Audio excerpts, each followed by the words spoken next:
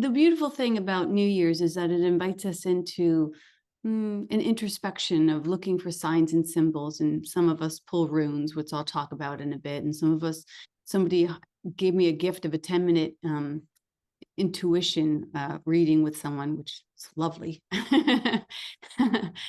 um, and sometimes God just sprinkles your path with signs without even having to ask for them. And I often find that with the musician here, because I never speak to the musician before the talk. And always I feel like God is specifically serenading us perfectly for whatever content I'm delivering, but in music. And that song was just so perfect. Anyhow, it was beautiful. And that's it. We don't have to ask for signs. We're showered by them. So happy New Year's. We are in the threshold. We're in the blank slate of what will be in the beginning, the newness and the letting go of the old. The funny thing for us here in studying A Course in Miracles together is that this is a constant. This isn't just happening at the beginning and end of the year. This is happening all the time. We're always taking in and we're always letting go. We are always on the eternal hero's journey, living in the ordinary and then being called into the adventure. And this ever calling into a greater adventure, it's not a choice. This is life. Life is always ever calling us into a greater adventure. And the river refuses to go stagnant. It just refuses. But we do get to decide how we're going to navigate these changes. Will we row the boat gently down the stream? Will we go with reluctance and rage and shake our fists at the heavens and demand an explanation for the changes that are occurring that were not on our vision boards and therefore are absolutely a horrible injustice of some kind, like God has got it wrong again? Or will we suit up and will we show up? And this talk is talking about when Jesus said we're going to go to the other side. And I just love that Zach had this song that he obviously wrote about the other side. Will we get to the other side of ourselves? Will we suit up? Will we show up? Will we live, life on life's terms and accept, with a tumble and with a twinkle in our eye, the fact that we're going to get tossed this year because we're stones in the tumbler of God. And we're going to move into the void and hopefully do so with empty hands. Basically, will we be pushed by pain or pulled by vision? The optimal way, according to A Course in Miracles, is to make no plans, and it says a healed mind doesn't plan. It says it places the future in the hands of God. Now, this is the optimal suggestion, but it's not what we actually do. Like I said, I've already pulled runes. I've gotten an intuitive reading from somebody. Like, I'm a curious cat. I think you are too. We want to know, what's on the horizon for us. We want to make plans and we want God to produce those plans. And we want God to produce those plans today or yesterday if it's optional. So that's who we are. And it's okay. We're curious. And I'm not immune to the curiosity. So when I pulled the rune yesterday, when I was writing this talk, the funny thing about it is that the rune that I pulled was blank. It was like God was like, no, you get nothing. I'm giving you no details. You are on a need to know basis. You know this.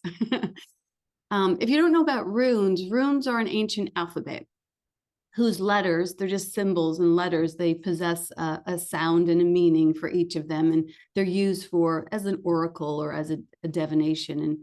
And in this very distracted, this very noisy world, we can use these ancient oracles and spiritual texts like A Course in Miracles in the same way that use spiritual practices or rituals. We talked about that on my Substack this last week. Rituals, to help us anchor and turn in and get still and to hopefully hear the difference between the noisy world and the communication of God, the signs and symbols of God. If you're listening, you'll hear them. So this blank runes message invites us into literally the thing that it said was to come empty-handed to the void and leap. Now, the key, I think, is to be empty-handed, because you ever try and leap anywhere with a bunch of baggage, like you just don't get too far. And Jesus says it this way in A Course in Miracles. He says, be still. He says, lay aside all thoughts of what you are and what God is and all the concepts that you've learned about the world and all the images that you hold about yourself, and empty your mind of everything it thinks it's true or false or good or bad, of every thought worth judging, all the ideas of which it is ashamed. Hold on to nothing. Do not bring with you one thought the past has taught, nor one belief you ever learned from anything. Forget this world, forget this course, forget these runes, forget these songs, forget this sermon. Just come with wholly empty hands into your God. I think that is probably one of the most specific and applicable parts of the Course in Miracles. It's super clear. And still, we come with baggage. So the guy who wrote this rune book, his name was Ralph Blum, and he says on the rune, it said that blankness, as we get to the blankness, that it held undiluted potential that at the same time is both empty and pregnant. I mean, I just think that's such a beautiful description of the divine. So this pause that we're invited to take, this blank space, this surrender, this listening, is the first step to show that we're willing to leap into the void with faith instead of to lean back, with fear. And that's the hero's journey. The hero gets the invitation, and then he never really leaps in empty-handed. He always kind of has to be pushed. And, that's okay. We are at the point of our consciousness, I think, where we're not leaning back and we're maybe not leaping forward, but we're doing, as Sherry said before we hit record, like, I'm moving at the pace of peace. I'm no longer rushing. I'm no longer hustling. I'm just moving in the flow. And that's really the optimal. Our Miracles Live 365 calls, in many ways, those lessons, especially the beginning lessons, give us the opportunity to empty ourselves. In the first 5 lessons, it says, nothing I see means anything. Let me empty my sight. I've given everything all the meaning that it has for me. Let me empty my meaning that I'm giving. I don't understand what anything I see. Let me empty my addiction to trying to understand everything. That's a big one for a lot of us. These thoughts do not mean anything. Let me empty my thoughts. For many of us, it's like, is that even a possibility? And 5, today's lesson, I'm never upset for the reason I think. Let me empty my emotions and my beliefs. As Dove says, belief has a lie in it. So let me get past my beliefs to the truth. These statements and the correlating exercises that have been given to us help us to empty ourselves. And from that space of emptiness, then we receive the vision, the guidance, the direction of God. Be still and know God, and from there you can know everything that would be beneficial to your highest good. So this past week, Jane Watson from one of our calls had a great question. And she said, why do we attempt to receive a vision if we've placed the future into the hands of God? How are we supposed to anchor into the now and still be open to the yet to be? And it seems like these ideas can be conflicting, but they're really not, as long as we have our priorities in order. First we go to the stillness and we let the guidance come to us. So we go to stillness, guidance comes to us. We go to stillness and we ask for right action. Where would you have me go? What would you have me do? What would you have me say? And we do this every morning, whether or not you're on the calls. It's a good practice. In right action, when we ask for right action, it always trumps self-interest. So we let go of our self-interest, which is how we might have approached the new year, back in the day when we're like, what's it going to be for me? Instead, we say, well, I will too, will your will, God. So we let go of the self-interest so we can have right action. And when we gain right action, what we come to find is that in the right action of God, our self-interest is always included in the divine plan, better than we could ever even imagine. You don't need to worry about your self-interest. Do you know why? Because you could never love yourself as much as God loves you. Unfortunately, you just could never love yourself as much as God loves you. And yet we cling on to our self-interest because we don't trust that God loves us. And we do the exact opposite. We fear God. How did that happen? How did God get such bad PR? God is this changeless state of love and motion, basically like this vast sea. And into that vast sea, we built a boat, which we call our separate self, our boat body, which carries our preferences. It's made out of the boards of our preferences and our special relationships, and it carries all of our self-interest. And we built this boat, and we welcomed in time. And so there's no such thing really in the mind of God as this boat body that we're all moving around in. And there's no such thing as time. But in this divided space, we built this boat body to separate us from, this is an allegory. So separate us from the waters of God. And then in that, there came the time before the boat body and the time after the boat body. And the boat body is king, and it's our new God. And we have to protect it at all costs, which, with any sense of understanding, you'd see that if you have to protect something at all costs, it's then very, very vulnerable. And if it can be threatened, it's probably not real. And then anything that happens outside the boat, we consider to be dangerous or bad, with the before time and the after time. The boat body is the original Plato's cave, where we go into it to attempt to hide ourselves and keep ourselves safe out of fear that we're not safe. Well, the ego's got a great scam going right there. It gets us winning and losing. And this is how we begin to fear death, which, Cheryl's doing a whole couple of weeks on grieving and death. And so we acquire this fear of death because it's like after the boat, what will happen to us? And because we fear death, we work extra hard to maintain our footing in the boat. And so here in the Course of Miracles, we try to look at that from a conscious state, and we try to remember to just row the boat gently down the stream in the waters of God and keep ourselves, in the space of understanding that we have nothing to fear with God. So Jesus saw our fears, he sees our fears, and he kind of, in this story that I'm going to share with you, he gets frustrated because he knows that we don't need. So Jesus sees our fears, and he knows that we don't need a boat. We don't need an alternative author, because he didn't need a boat. He could walk on water. He could part the seas. He didn't need to be protected from God's love. And even when God has him move through the crucifixion, he knows that a happy outcome is guaranteed. And we also can remember this, as we do remember, what I kind of summarize it is I'll be damned if I'm not blessed by this. Like, I will be blessed by this. I will be blessed by these storms.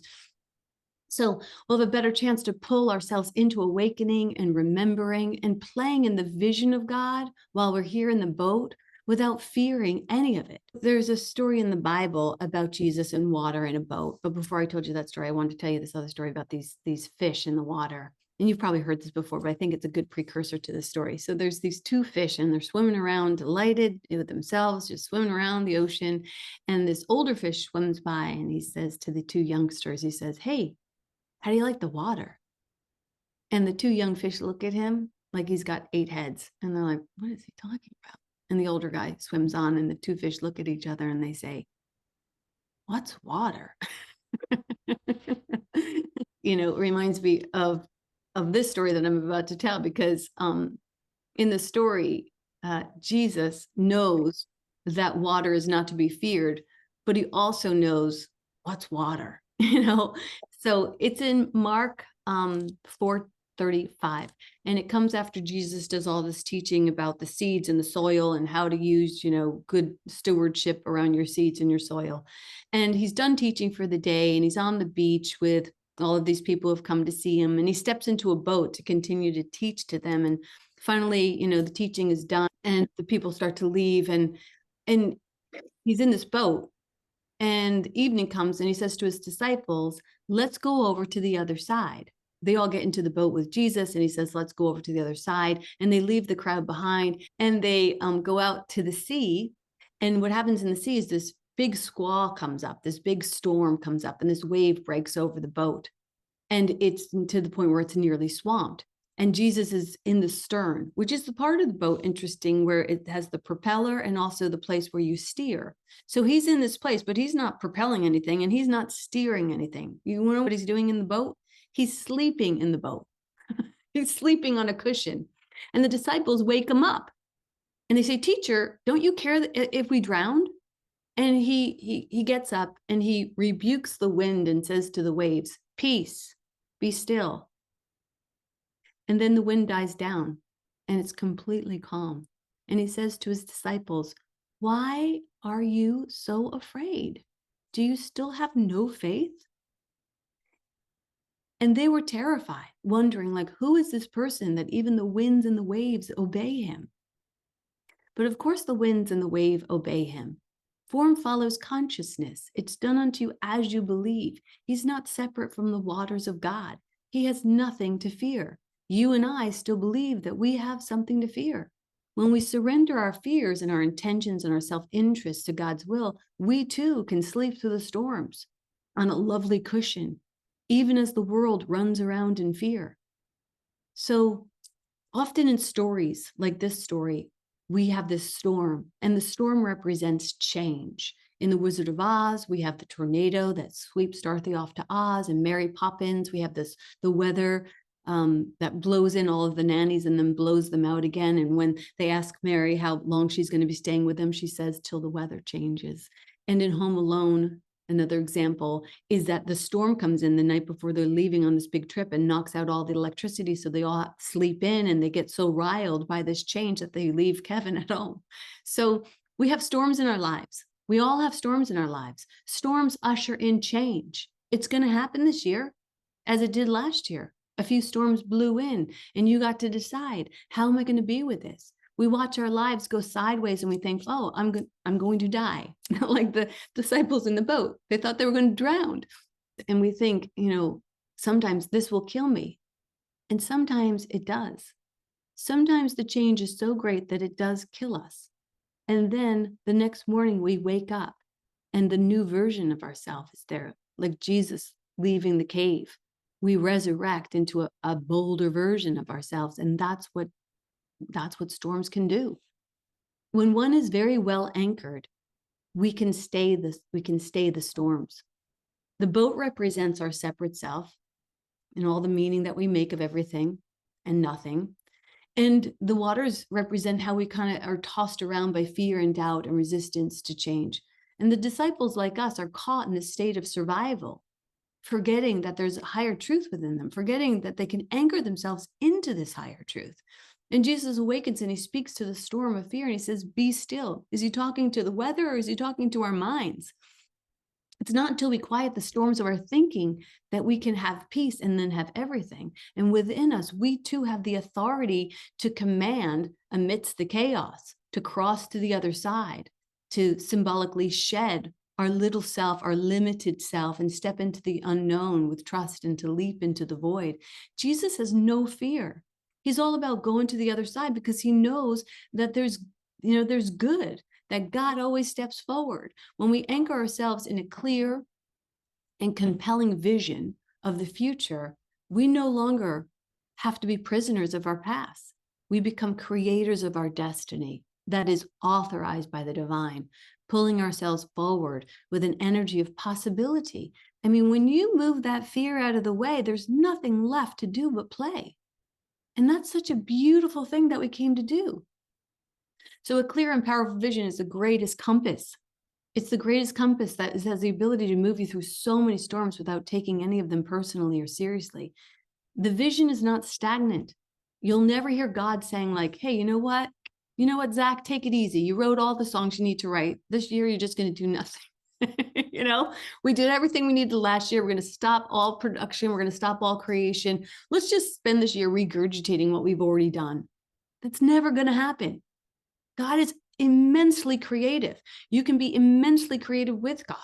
Every garden, every tree, every person is uniquely appointed by God. Not a blade of grass, not a freckle, not a note is mass produced. In God's bakery, everything is artisan and fresh baked. Everything. And so because you're an extension of God, you too are asked to stay in the creative adventure, the overflow. We've been here. We've seen this. We've done this side. Let's go to the other side. When we go, we will dismantle the outdated versions of ourselves, and we will make room for the more extraordinary to emerge, because like I said, God never steps backwards. This process of shedding the old is not always easy. It can feel like a storm, but these storms are not meant to ruffle our feathers, but to purify us. They wash away the debris. They leave the landscape clear for something new. You ever notice the calm after a storm? That's an actual saying. People have recognized it, the calm after the storm. The calm is not just the balance or the absence of turbulence, it's the presence of divine order. It's where, in some ways, you can actually hear even more clear. And Jesus demonstrates this teaching that it's okay to face the storms, that we have the power to access the stillness and enter into the space. I remember sharing somebody recently that, I gave birth a couple of times, and each time first couple of times, I was in so much pain that it was like, this is going to kill me. This birth is going to kill me. And I kept getting pregnant. My husband, maybe you know the story, maybe you don't know the story, but anyway, I was very fertile and I got pregnant the third time. And I was like, this is going to kill me. And I went to see this practitioner, Caroline Fitzgerald, and she taught me how to be quiet in the storm. And she taught me how to get so still in the storm. And the contractions came and the boat was rocking, and I held on to this teaching that she gave me. And I navigated my way through a childbirth that was pain-free. Maybe I can't say pain-free, but it was not the stress, struggle, and vulgarity that usually accompanied my birth. It was something so different. It was so still. It was so well stewarded by my ability to tap into this ancient teaching that she was offering me from my ancestors. This is possible in every single storm that we approach. So last night, I was watching a documentary called The Social Dilemma about our addiction to social media. And it said that kids who are raised on social media, they're not groomed for navigating storms. And there's a quote that in the story, and it said, we're training and conditioning a whole generation of people that when we are uncomfortable or lonely or uncertain or afraid, we have a digital pacifier for ourselves that's kind of an atrophying our own ability to deal with things. So this is just the current way that we anesthetize ourselves is social media. There's other ways that you anesthetize yourself. And I bring that up because I want to invite us to know that you don't have to reach out when you can reach in. Try reaching in. Basically, our kids are being taught to fear the storms of life, to avoid the awkward angles, and we're anesthetizing our experiencing this, and we're giving ourselves too many trigger warnings to ever even experience an authentic experience with anyone. We don't have to do that. God might very well have a few storms for us this year, but we don't need to navigate them in fear. In his book, Falling Up, Richard Rohr invites us into a deeper truth.